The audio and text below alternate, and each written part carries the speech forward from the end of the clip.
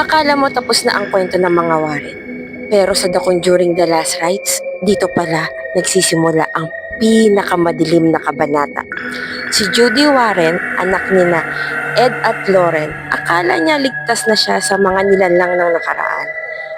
Pero habang tumatanda, mas lumalakas din ang kakayahan niyang makaramdam ng presensya. Hanggang sa isang araw, may pamilyang muling humingi ng tulong, ang Smurf family. Lahat nagsimula sa isang lumang salamin na nabili nila sa antique shop. Akala nila dekorasyon lang, pero konektado pala yun sa mga kaso ng mga Warren noon.